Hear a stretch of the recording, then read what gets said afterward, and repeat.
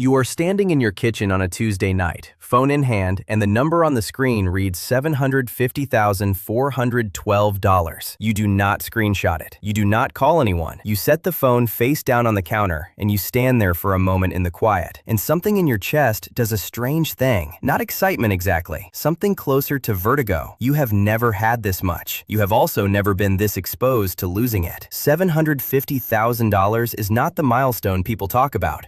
Nobody makes a video about it. The internet is obsessed with the first $100,000 and obsessed with the millionaire mark. And $750,000 sits in the quiet middle, unglamorous, uncelebrated. And it is, statistically and psychologically, the single most dangerous number in the entire wealth-building journey. Not because the money is fragile, because you are. This is the number where people stop behaving like the person who built the wealth and start behaving like someone who already has it. The habits loosen. The confidence outpaces the evidence. The decisions get bigger and the checking gets less careful. Right at the exact moment when a mistake costs more than it ever has before. Most people who reach $750,000 do not double it. They give a third of it back within 5 years, through decisions that felt reasonable in the moment and catastrophic in hindsight. This is what happens at $750,000, and this is what you have to do differently, starting tonight, or you become one of the stories instead of the exception. Act 1. How you got here.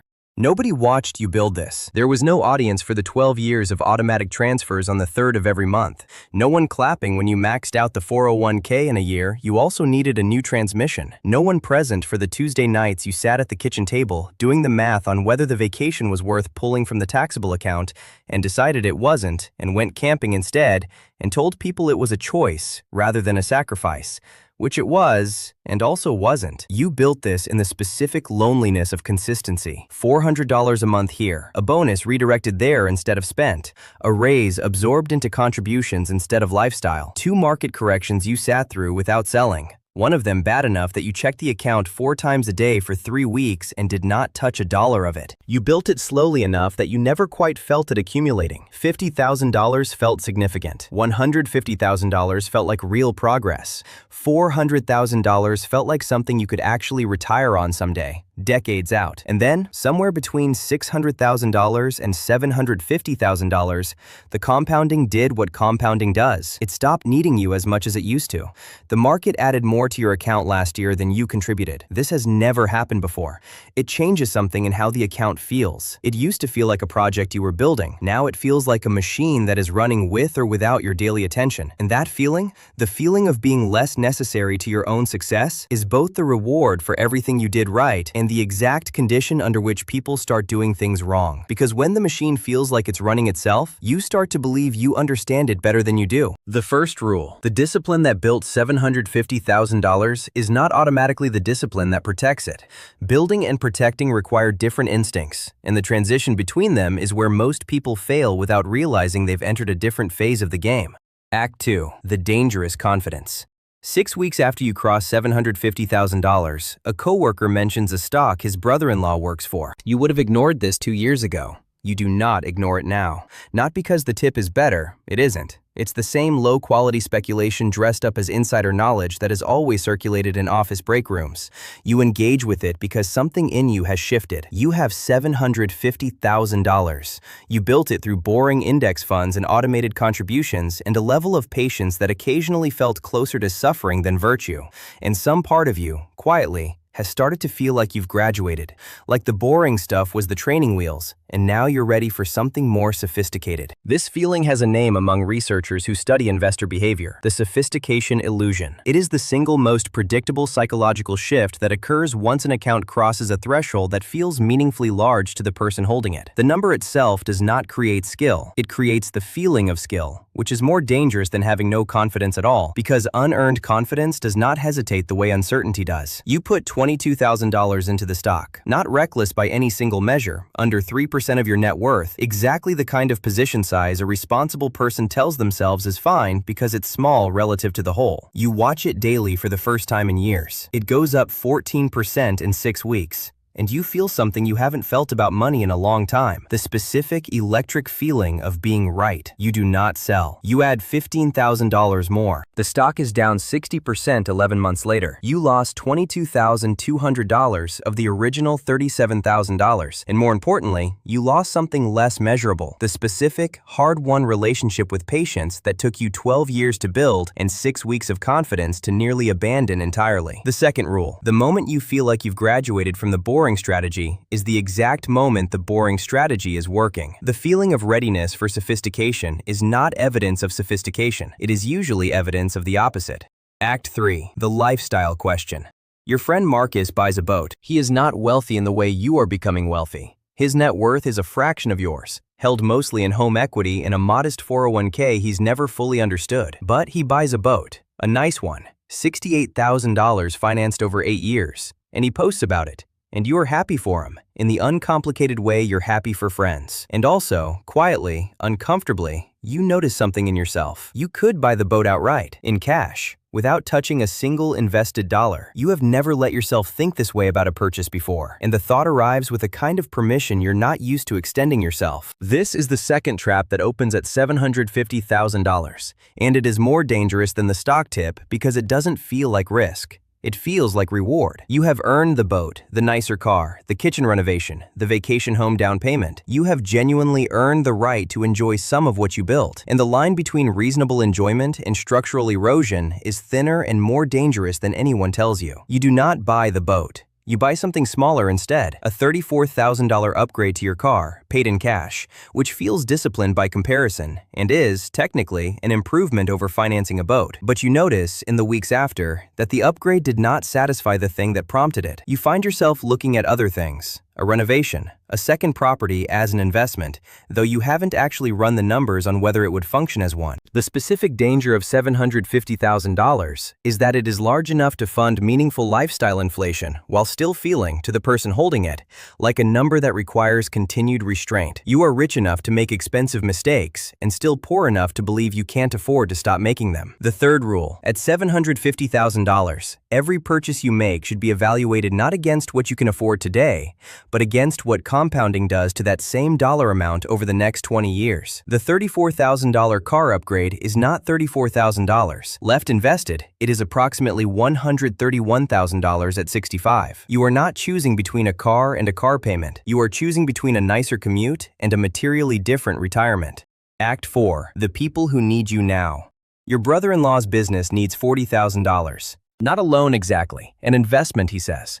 A stake in something that is going to work, that has a real plan behind it, that just needs a bridge through a rough 6 months. He has never asked you for anything before. He is family. He's embarrassed to be asking, which somehow makes the asking harder to refuse rather than easier, because you can see what it costs him to say the number out loud. This is the third trap, and it is the one that operates on love instead of ego, which makes it more dangerous than either of the first two, because you cannot simply out-discipline it. The stock tip you can refuse with information. The boat you can refuse with math. The family request asks you to weigh a spreadsheet against a relationship, and spreadsheets lose that fight more often than financial advisors would like to admit. You give him $25,000. Not the full $40,000, you negotiate yourself down to something that feels more careful, more responsible, though $25,000 is still a number large enough to matter enormously if it disappears entirely, which 18 months later, it does. The business fails. He apologizes in a way that makes you feel worse than the money loss itself. The relationship survives, technically, but with a texture it didn't have before. The specific awkwardness of unpaid debt sitting quietly underneath every future family gathering. The fourth rule. Money given to family in crisis should be structured, from the first conversation, as money you are comfortable never seeing again, because the emotional cost of tracking a debt inside a family relationship is almost always higher than the financial cost of simply naming the transfer a gift and setting a firm limit on what you can give without it changing your own trajectory. Act 5. The quiet decision that actually matters. None of these individual mistakes destroys you. That's the part nobody warns you about. The stock loss costs you $22,200. The car upgrade costs you an estimated $97,000 in foregone compounding. The family loan costs you $25,000 outright. None of them alone is catastrophic. You are 34 years old with $750,000, and even after all three mistakes, you still have roughly $680,000 working for you, still growing, still on a trajectory that most people would consider genuinely successful. But something else happened in the 18 months these three decisions unfolded across, and it is more important than any single dollar figure. You stopped checking your own decisions against the discipline that built the money in the first place. You are sitting at the same kitchen table, 18 months after the night you first crossed $750,000, doing the math you used to do automatically and had quietly stopped doing. You write out every decision from the past year and a half, the stock, the car, the loan. You do not write them out to punish yourself. You write them out because you recognize, seeing them together on one page,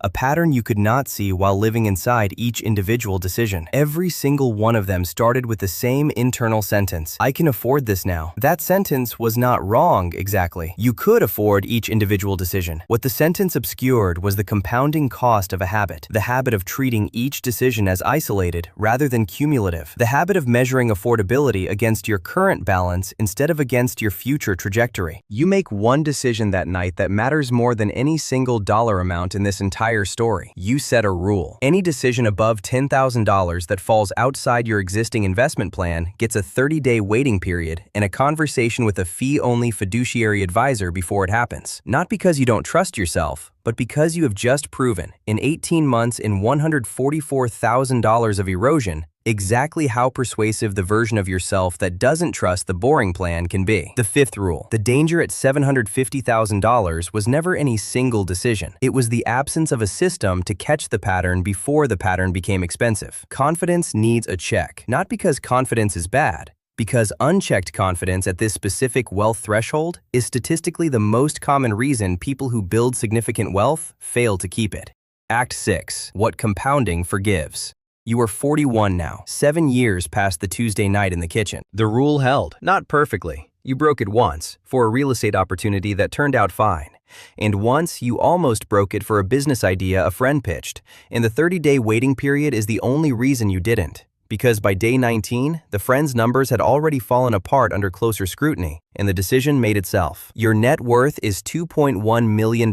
Not because you never made another mistake. You did, smaller ones. The ordinary cost of being a person who makes financial decisions across 7 years of an unpredictable life. But because the big, structural erosion stopped. Because the discipline that built the first $750,000 got reinstalled. Slightly modified, strong enough to survive the exact psychological conditions that had nearly unwound it. Compounding, it turns out, forgives almost everything except abandonment. It forgives market crashes. It forgives bad years. It forgives the occasional bad decision, provided the decision is bounded and the system resumes afterward. What it does not forgive is a permanent shift away from the discipline that made it possible in the first place. The slow bleed of 100 reasonable-sounding exceptions that never individually feel like betrayal and cumulatively amount to exactly that. You did not become a different, more sophisticated investor at $750,000. You tried to, briefly, expensively, and the market and your own kitchen table math corrected you. What you actually needed to become was a more disciplined version of the same person who built it. Someone with a system strong enough to survive the specific, predictable, well-documented psychological shift that arrives right around the number you're staring at tonight. The sixth rule. The goal at $750,000 is not sophistication. It is the preservation of boring, unglamorous, extraordinarily effective habits against a version of yourself that has just enough evidence of success to believe those habits no longer apply. Somewhere tonight, someone is standing in their kitchen looking at a number that just crossed $750,000. They do not know yet what is coming. They do not know about the coworker with the stock tip 6 weeks from now, the friend with the boat, the family member who is about to ask for something they've never asked for before. They do not know that none of these moments will feel like danger when they arrive. Each one will feel reasonable. Each one will feel like something a person with this much money is allowed to do. That is exactly what makes $750,000 the most dangerous number in the entire journey. Not because the mistakes are hard to see in hindsight. Every single one of them, laid out on a page 18 months later, looks obvious. The danger is that in the moment, inside the specific psychology this number creates, None of them look like mistakes at all. If you are close to this number, or past it, or standing in your own kitchen tonight looking at your own version of $750,412 glowing on a phone screen, the instruction is not complicated, even though almost nobody follows it. Write the rule down before you need it. 30 days. A fiduciary conversation. Anything above $10,000 outside the plan, do it tonight, while the number still feels appropriately serious, before the specific, predictable confidence that arrives at this threshold convinces you that you're the exception. You are not the exception. The people who keep the $750,000 and grow it into something larger are not smarter than the people who lose a third of it back. They simply installed a system before they needed one, at the exact moment when installing it felt unnecessary, which is the only moment a system like this can actually be installed, because by the time you need it, the version of you that needs convincing is already holding the pen. The machine you built is running now, quietly, with or without you. Make sure the version of you checking on it tonight is still the one who built it. Subscribe so you don't miss the next one.